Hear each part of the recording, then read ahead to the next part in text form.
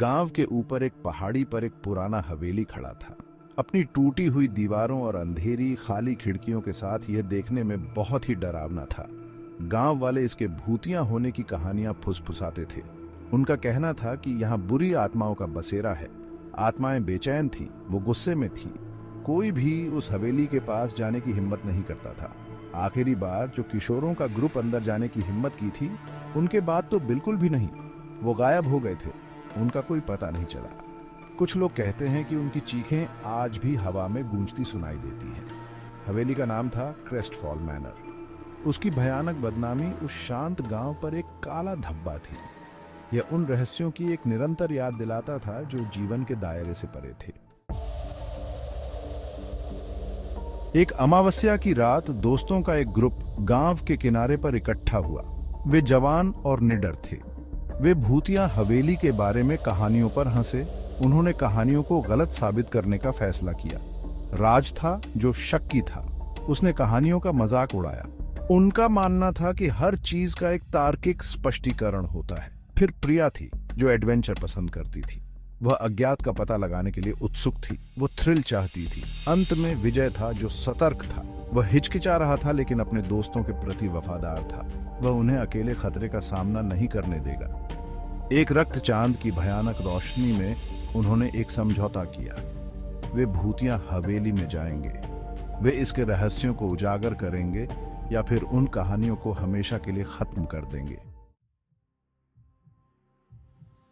पुराने लोहे के दरवाजे करा उठे जैसे सदियों की नींद के बाद किसी ने उन्हें परेशान किया हो। दोस्त हवेली की ओर जाने वाले ऊंचे रास्ते पर चले गए। हवा भारी हो गई।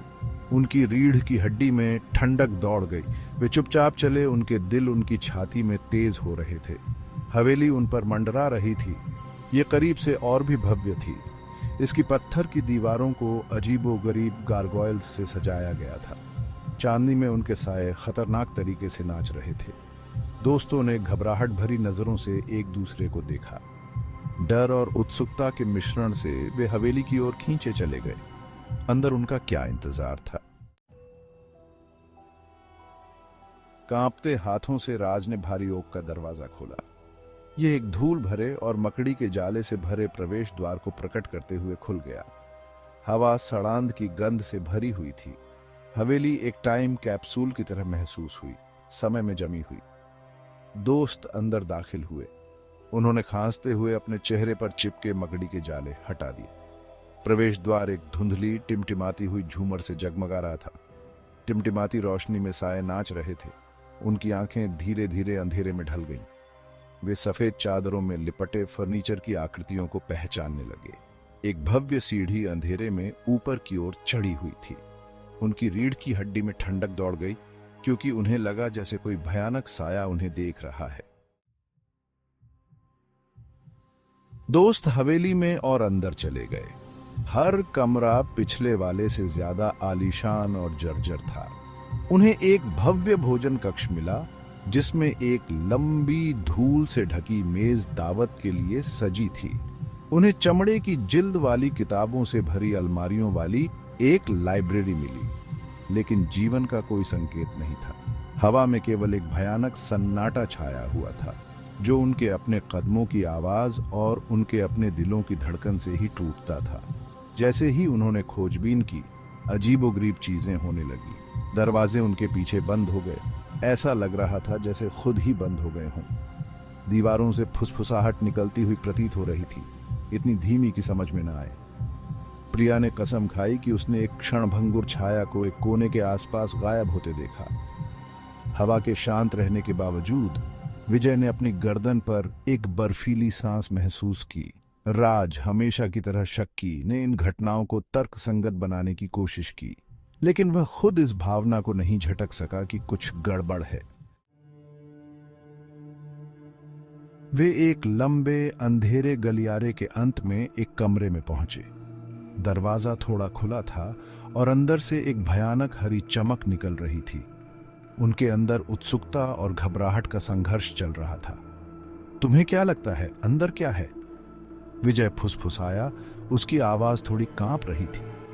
प्रिया ने डर और उत्साह से भरी आंखों से बस अपने कंधे उचका दिए। पता लगाने का एक ही तरीका है, उसने कहा और दरवाजा चौड़ा कर दिया। कमरा एक स्टडी रूम था। चारों ओर किताबों की अलमारियां थीं और चूल्हे में आग जल रही थी, जिससे कमरे में नाचती हुई परछाई पड़ रही थी। लेकिन उनका ध्यान कमरे के बीच में था, जहां एक बड़ा अलंकृत दर्पण खड़ा था। राज शीशे के पास गया। उसकी सांसों से शीशा धुंधला गया। जैसे ही उसने उसकी गहराई में झांका, उसने महसूस किया कि किसी ठंडे हाथ ने उसके कंधे को पकड़ लिया है। चक्कर आने की एक लहर उसके ऊपर छा गई। दोस्तों, वह कहने लगा, लेकिन इससे पहले कि वह अपनी बात खत्म कर पाता, वह हवा में गायब हो गया। एक पल वह वहां था और अगले ही पल वह चला गया था। राज! प्रिया और विजय चिल्लाए। उनकी आवाजें खाली कमरे में गूंज रही थी। उन्होंने अपने दोस्त को बेतहाशा खोजा, लेकिन वह कहीं नहीं मिला। वह कहां गया? प्रिया ने पूछा। उसकी आवाज दहशत से भरी हुई थी। उसे क्या हुआ? विजय का चेहरा पीला पड़ गया।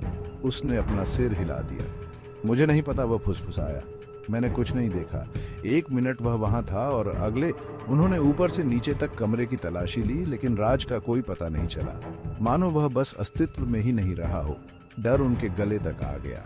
उन्हें हवेली से बाहर निकलना था, अभी। भाग 8। भूतिया चीख। अचानक सन्नाटे को चीरती हुई एक रूह कंपा देने वाली चीख सुनाई दी। ऐसा लग रहा था जैसे ये हर जगह से और कहीं से भी आ रही हो। प्रिया और विजय ने भयभीत नजरों से एक दूसरे को देखा। यह राज की आवाज थी। प्रिया रोई। उसकी आंखें दहशत से फैली हुई थीं। वे भागकर स्टडी रूम से बाहर हॉलवे में आ गए। चीख उनके चारों ओर गूंज उठी, दीवारों से टकरा रही थी। वे समझ नहीं पा रहे थे कि यह कहां से आ रही है। वे हवेली से भागे। उनके दिल उनकी छाती में तेज हो रहे थे। हवा और ठंडी हो गई। परछाई उनके चारों ओर टेढ़ी मेढ़ी होती हुई प्रतीत हो रही थी। भाग 9। हवा में फुसफुसाहट। फिर जैसे ही अचानक यह शुरू हुआ था, चीखना बंद हो गया। हवेली पर एक बार फिर सन्नाटा छा गया, लेकिन यह अब एक अलग तरह का सन्नाटा था। यह एक भारी दमनकारी सन्नाटा था। प्रिया और विजय एक जगह रुक गए। उनकी सांसें ऊपर नीचे हो रही थी। उन्होंने गौर से सुना, लेकिन उनकी अपनी अनियमित सांसों की आवाज के अलावा कुछ नहीं था। राज! प्रिया ने सावधानी से पुकारा। क्या तुम वहां हो? केवल मौन ने उसका जवाब दिया। विजय ने प्रिया के कंधों पर दिलासा देते हुए हाथ रखा। चलो, उसने धीरे से कहा, हमें यहां से निकलना होगा। वे जाने के लिए मुड़े, लेकिन जैसे ही उन्होंने ऐसा किया, उन्होंने कुछ ऐसा सुना जिससे उनकी रूह कांप उठी। यह एक फुसफुसाहट थी, धुंधली और अस्पष्ट हवा में बह रही थी, लेकिन यह निश्चित रूप से वहां था। बाहर निकलो। भाग 10। डर से घिरा एक गांव। प्रिया और विजय को 2 बार बताने की जरूरत नहीं थी। वे भागे। वे हवेली से भागे। उनका डर उनके पैरों को गति दे रहा था। वे तब तक नहीं रुके जब तक वे सामने के दरवाजे से बाहर निकलकर ठंडी रात की हवा में नहीं आ गए। उन्होंने पीछे मुड़कर नहीं देखा। वे तब तक नहीं रुके जब तक वे गांव की सुरक्षा तक नहीं पहुंच गए। उन्होंने अपनी कहानी हर उस व्यक्ति को सुनाई जो सुनने को तैयार था, लेकिन किसी ने उनकी बात पर विश्वास नहीं किया। कुछ ने इसे एक शरारत कहकर खारिज कर दिया। दूसरों ने कहा कि उन्होंने अपनी कल्पनाओं को जंगली होने दिया। लेकिन प्रिया और विजय जानते थे कि उन्होंने क्या देखा था। वे जानते थे कि उन्होंने क्या सुना था। भाग 11। अनसुलझा रहस्य। क्रेस्टफॉल मैनर गांव के ऊपर पहाड़ी पर खड़ा रहा। यह उनके दोस्त के लापता होने के रहस्य की एक सतत याद दिलाता था।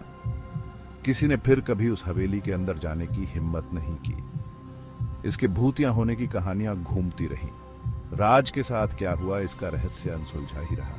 कुछ लोग कहते हैं कि अगर आप शांत रात में ध्यान से सुने तो आपको अभी भी पहाड़ी पर स्थित हवेली से चीख की धुंधली आवाज सुनाई दे सकती है। क्रेस्टफॉल मैनर की चीख।